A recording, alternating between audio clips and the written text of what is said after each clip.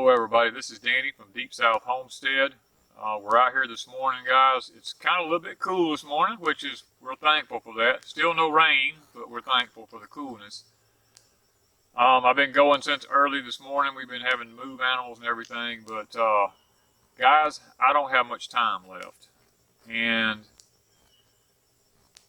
as a result, I'm trying to show Wanda how to prepare fields for cows and stuff like that. So I've hooked up the equipment here, and the first thing we're going to do is, because it's so dry, is we're going to just go ahead and we're going to put fertilizer in this hopper, and we're going to spread fertilizer on all the field first. Then we'll come back and hook up our disc and we'll disc it in. That's the only way. This field is there's a couple different ways I usually do this. The front field, I won't do this away. The front field will be done different because it's already established grass. This field is not. This was a corn field for many years, and it's still got the rows in it, and I want to get it back down level, and I want to just take all the grass and bust it all up, and I'm just trying to fix this field for pasture from this point forward. So first thing we're going to do is we're going to be putting fertilizer in the hopper, and I'm going to be teaching Wanda how to spread fertilizer over a field.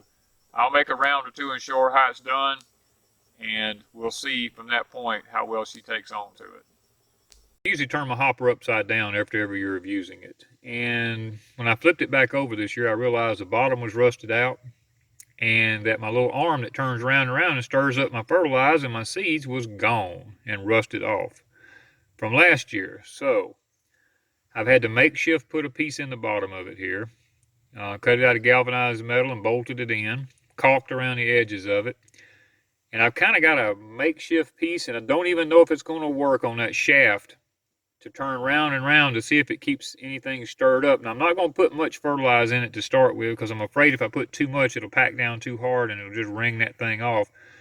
So we're going to put just 50 pounds at a time in it to try and see if it'll, if it'll work this way. I'm not sure that it's going to. So when you have farm equipment, guys, maintenance, we just didn't realize we left it turned upside down after we washed it and cleaned it, and thought that it was okay. But when we turned it back over this year, we realized it had done rusted off. And this thing is not new. I've had this thing for years.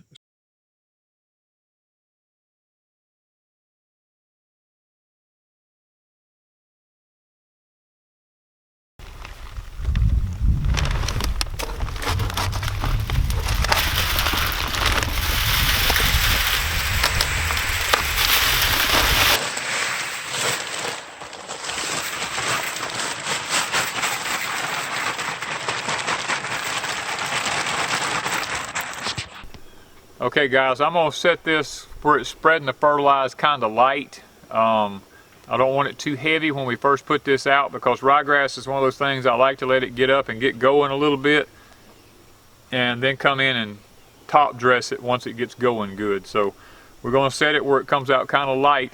If the inside piece we just showed you on the hopper here that I made actually works and don't just ring off in there. So we're hoping.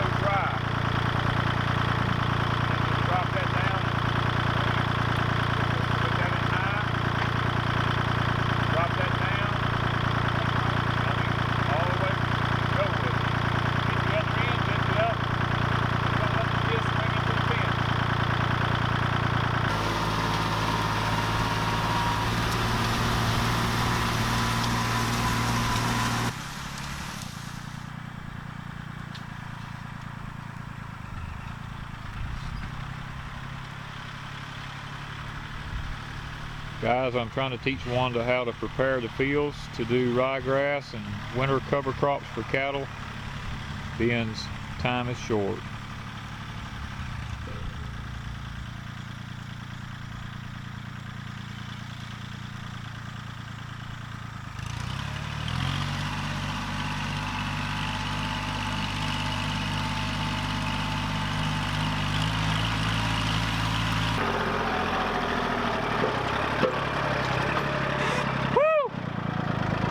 You almost hit the gate. That gate. I wasn't paying any attention. You missed it like that far. Okay. I was watching that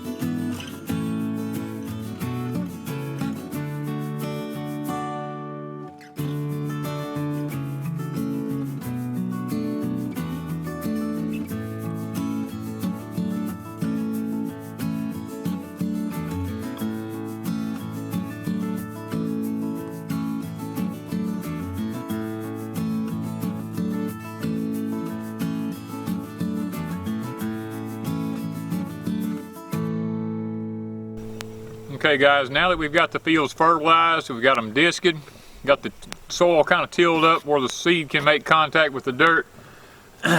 We found that Oregon grown ryegrass here does best for us. There's lots of different kinds of ryegrasses, but we found that this Oregon grown works better on our homestead than any of the others that we've come up with.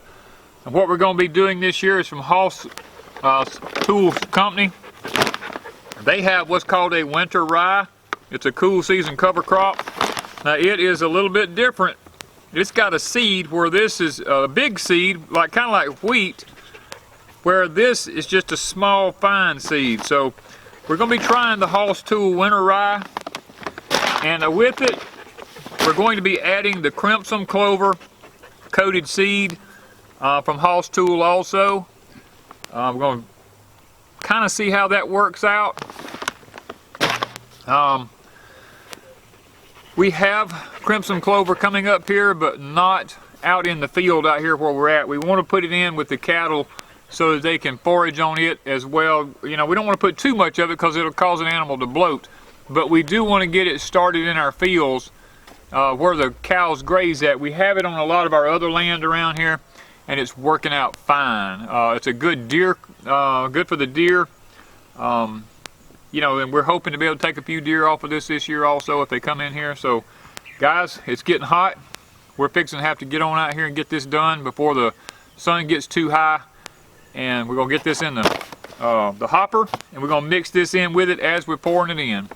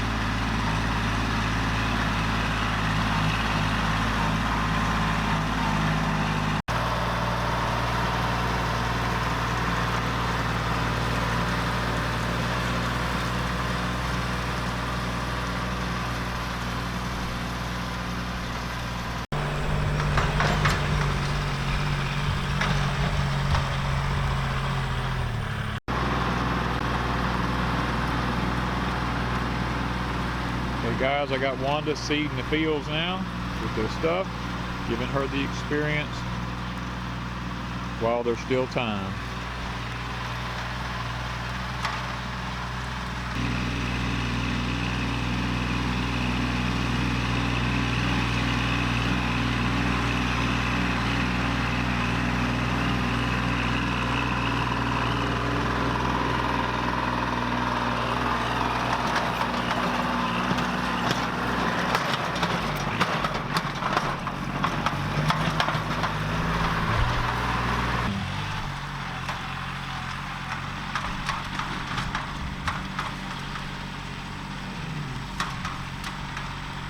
We had seeded this with crabgrass before.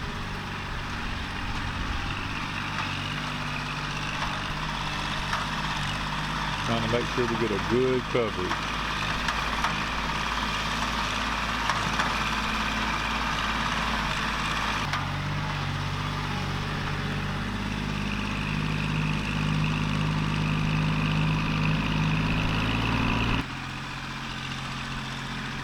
Must be out of seed. She's coming back down the road.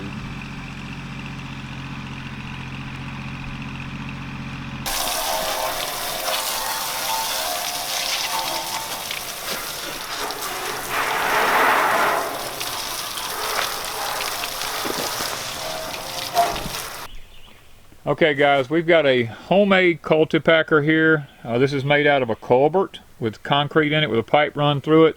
It's almost wore out. I got to do some work on it. But the success to any seed planting with grass or anything like that is soil contact.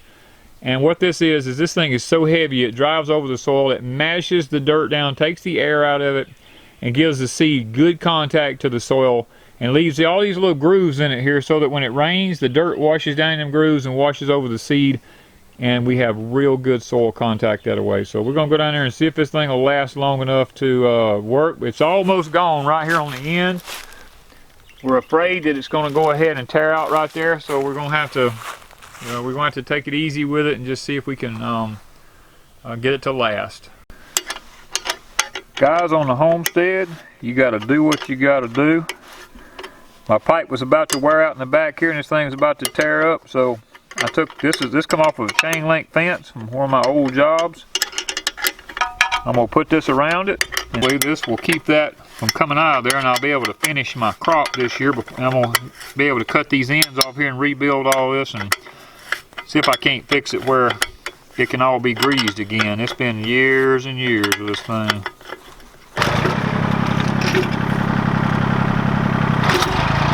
Hey guys, we got Wanda. She's cultipacking the field now.